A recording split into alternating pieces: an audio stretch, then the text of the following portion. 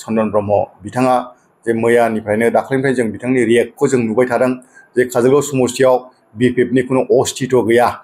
बिपिएफआ बेवहाय आरो राजनिति खालामनो हानाय जेबो केपासिटि गैया। जे सोरबाया बुंब्लानो बे जाया, सोरबाया बुंब्लानो बे जाया। दिनै 5 बोसोर बिपिएफआ गभर्नमेन्ट गैयि समाव जाय बिथाङा थांनाय 2021आव नैबे सिडली समस्तियाव गाव खनथाम देरहाखांनाय समस्तियाव गोबांथार भटआव जेननानै बे बिपिएफ हान्जानिफ्राय जेननानै गावनो बे दलखौ गारनानै खारनाय। जोङो दिनैनि तारिखाव रायजो राजाफोरनो माखासे खोथा बाथ्रा खिन्थानांगौ दङ। जोंनि काजलगाव समस्तिनि दानि जोंनि अबस्था बे बिपिएफनि अबस्थाखौ जोङो खिन्थानांगौ दङ होननानै जों सानदों। खारन दिनैनि तारिखाव जोंनि काजलगाव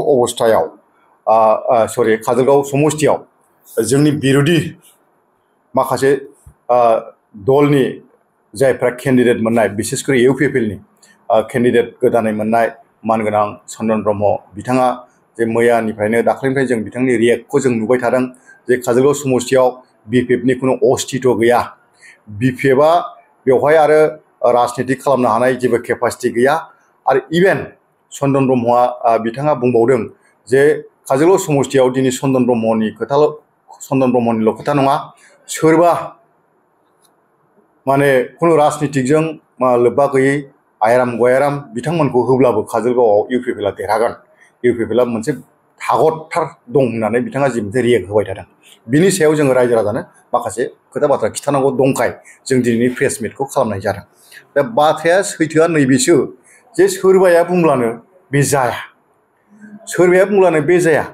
दिनै 5 बोसोर बिपिएफआ गभर्नमेन्ट गैयि समाव जाय बिथाङा थांनाय 2021आव नैबे सिडली समस्तियाव गाव खनथाम देरहाखांनाय समस्तियाव गोबांथार भटआव जेननानै बे बिपिएफ हान्जानिफ्राय जेननानै गावनो बे दलखौ गारनानै खारनाय व्यक्ति गावनो। बे समाव जोङो बे काजलगाव समस्तिनि बिपिएफ वार्कारफ्रा जेसेबां दुखु खस्थ'नि गेजेराव जों दलखौ हमथाबोबाय, मावबोबाय, खामानि दामानि मावबोबाय, रायजो राजाजों लोगोसे जाना जयैनो थाबोबाय, दिनै काजलगाव समस्तिनि अबस्थाया आवगोलाव जिबायदिमोन बिनिफ्राय साबसिन जानानै दं। बिपिएफखौ सोरबाया जेखियानो बुङा मानो बेखौ रिजाल्टआवसो मिथिगोन। जों बिपिएफ हान्जाया काजलगाव समस्तियाव ओरैनोब्लाबो जों पानिराम ब्रह्म सारा आवगोलावनो देरहाखाना दंमोन। बे देरहानाय भटआ दिनैनि तारिखाव इन्टेक्ट दं। आरो नैबे परिबर्तननि नामाव इउपिपिएलआ होनाय माखासे प्रमिस, सत बांसा बेफोर गासिबो फेलें जानायनि खारनाव दिनै रायजो राजाया बिथांमोननि रायजो राजायानो जोंजों दिनै लोब लोब आखाइ हमफैदों, जयेन जागासिनो दङ। बे हिसाबै जोंनि इन्टेक्ट थाखानाय भटार आरो दा जयेन जानाय भटार जोङो देरहानो थाखाय जेसेबां नांगौ बेसेबां दंखायो आरो दिनै जोंनाव बारायदोंसो। बे सत्याव सोरबाया जेखि बुङा मानो बे काजलगाव समस्तिखौ खुनु प्रानिया फेजेननो हाया। बे 100% सैथो। 13 नं चिरां बियाबावबो आथिखालनि जाय बिटिसि गभर्नमेन्टनि इएम सायखं बसुमतारी बिथाङा आगोलाव बिपिएफनि भट लानानै देरहाखानायमोन। दा बिथाङा बिपिएफजोंनो जुजिनो थाखाय आरोबाव बिजाथि महरै इउपिपिएलनिफ्राय गसंदों। बे बेलायाव माबायदि जागोन नोंथांमोननि कन्टेस्टआ माबायदि? दा सावरायग्रा हिसाबै बिथाङाबो सासे संग्रामि नेता। बिथांखौ जोंनि हाग्रामा महिलारि सारा बिथाङा मोनसे टाइमाव जि मोनसे संग्रामनि लामायाव दंमोन, बे संग्रामनिफ्राय जेब्ला बे मेन स्ट्रिमाव फैबाय, जोंनि हाग्रामा महिलारि सारा बिथांखौ बिराद अनदोंमोन। एसे बर' हिसाबै, गावनिनो मानसि हिसाबै अनदोंमोन। बिथांनो टिकेट होनानै जोंनि फुराना बिपिएफ वार्कारफोर थासेयावबो, दैदेनगिरि लिडारफोर थासेयावबो बिथांखौ अननानै टप प्रायरिटिखौ जोंनि हाग्रामा सारा होदोंमोन। खिन्थु दुखुनांथावा नैबेसो बिथांखौ देरहाखांहोनानै बिथाङा माबा मोनसे खारन थानो हागौ, जों बेखौ बुंला। बेयो जोंनि दलखौ नागारनानै गुबुन मोनसे दलाव हाबनानै बिथाङा दिनै इएम जानानै दं। अब्लाबो जोंनि दला जोंनि दल आरो बिसिनि दला बिसिनि दल। जोंनि दलानो बिथांखौ देरहाहोदों। बे 13 नाम्बारावबो आवगोलाव जोंनि जे स्ट्रेंथ, बे स्ट्रेंथआ दासिमबो इन्टेक्टआनो दं, खुनु एफाल सेफाल जायाखै। आरो नैबे काजलगाव समस्ति बायदि बिथांमोननियावबो जे बे सेम एफेक्टआनो सेमानो जे रायजो राजाफ्रा फारफ्रामावबो नट अनलि 13, 14, 15 एन्टार 40टा समस्तियाव दिनै जोंनि रायजो राजाफ्रा मोनसे उल नांदों। जे होनाय प्रमिसखौ लाखिनो हायैनि थाखाय दिनै रायजो राजाफ्रा गासिबो जोंजों बेक मारिनानै दंजोबो रिटार्न मारिनानै दंजोबो आरो नुबावबाय दिनै जायनोखि माखासे गुबुन गुबुन राजनितिक हान्जा बिजेपिखौनो बुंबाय आङो बिथांमोना जोंनि बिटिसिखौ दिनै बिथांमोना मा अबस्थायाव दोननो नागिरदों जोंनि बर' जाथि आरो बेवहाय थानाय गुबुन गुबुन जाथि जनगोष्ठीनि परिश्रम जोबथा कन्ट्रिबिउसन जों मोननाय नैबे बिटिसिखौ दिनै सैज' हायाखै बिनि देलामाला जानायखौ सैज' हायाखै जोंनि साख्रि बाख्रि मोननायखौ बिसोर सैज' हायाखै जोंनि लेखा गोरों जानायखौ बिसोर सैज' हायैनि थाखाय मोनफा मोनफा जोंखौ नाख्रेबबोबाय थादों बे नाख्रेबनायनि थाखाय दिनै बिपिएफ हान्जाजों बिपिएफ हाग्रामा महिलारि सारनि दैदेननायानो जे थिग बेल' सासेल' जोंनि बिटिसिखौ हमथानो हागोन रैखाथिनो हागोन होननाय फोथायनाया दिनै रायजो राजानाव फैनायखाय जोंजों दिनै गासिबो 40टा समस्थियावनो दिनै बिपिएफ हान्जाजों आखाइ हमफैदों जोबथियाव बेनो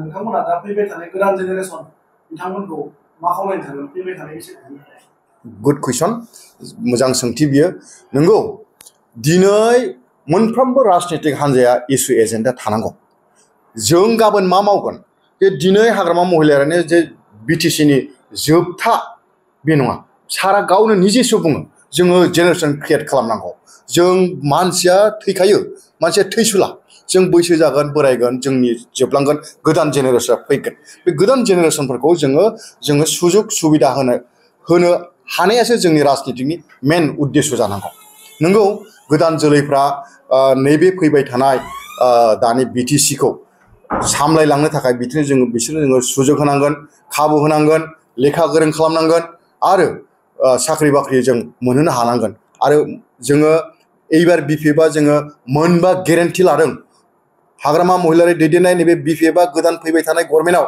जोङो मोनबा गेरेन्टि लादों एक नम्बर गेरेन्टियानो जाहैबाय जों हा फाट्टा होनाय दासिमबो गोबां बर'फ्रा खासायाव दङ आरो बेवहाय थानाय गुबुन गुबुन जाथि जनगोष्ठीफ्राबो खासायाव दङ दा बेफोरनि थाखायनो एक नम्बरावनो जोङो हा फाट्टा होनायखौ लादों 2 नम्बर गेरेन्टिया जाहैबाय 40टा समस्थियाव बोसोरसेयाव जोङो 100 कोटि थाखा जों बाजेट दोनदों बिपिएफआ बे 100 कोटि थाखाजों जोङो 40 बोसोर बैसोनि जायफोर सेंग्रा सिख्लाफोर बिथांमोना जि टेलेन्ट दं जि खामानिखौ बिथांमोना मावनो हायो बिथांमोननो जोङो फ्रि अनुदान होनानै बिथांमोनखौ गावनि आथिङावनो जों गसंहोनायनि राहा लामा जों लादों साख्रि बाख्रि मोननांगौआथ' मोनगोन जायफ्रा जग्यता दं बिसोर मोनगोन बिसोरखौ बुंनांगौ गैया खिन्थु साफ्रोमबो मानसियाथ' साख्रि मोनाना बे साख्रि मोनैफोरनि थाखाय जोङो 40टा समस्थियाव 100 कोटि थाखाखौ बाहायनो हाग्रामा सार दैदेननाय जे बिपिएफ हान्जाया बाहायनो थाखाय थिरांथा लादों बे फैसाजोंनो जोङो माखासे सेंग्रा सिख्लाफोरनो गावनि आथिङाव गसंनो थाखाय जोङो फ्रि अनुदान होनो नागिरदों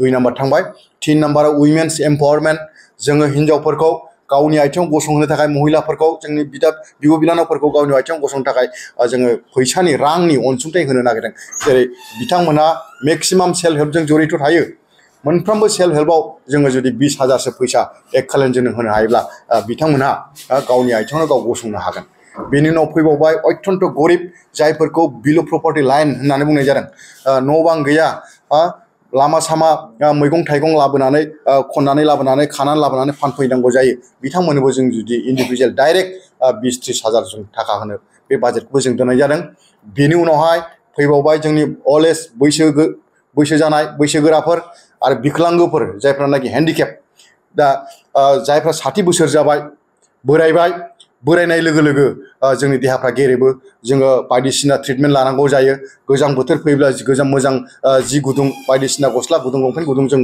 बायनांगौ जायो बिथांमोननि थाखायबो माने सरकारा दिनै खुनु पेन्सनखौ रेगुलार खालामा बेखायनो जोङो डाइरेक्ट एककालीन बिसोरनि थाखाय जों 10 कोटि थाखा दोननाय जादों हेन्डिकेपफोरनोबो जों 10 कोटि थाखा दोननाय जादों बे फैसाखौ जोङो डाइरेक्ट बिथांमोननो जोङो फ्रि अनुदान होनानै जोङो हेल्प होगोन बे जाहैबाय जोंनि बिपिएफनि मोनबा गेरेन्टि आरो बेजोंनो फैबाय थानाय जोंनि बिटिसि ओनसोलनि बे 35 लाख बिटिसि ओनसोलनि बा बिटिसि बासिफोरखौ जों बे रोखोम जों हेफाजाब होलांनो थाखाय दिनै बिपिएफआ बेखौ सिद्धान्त लादों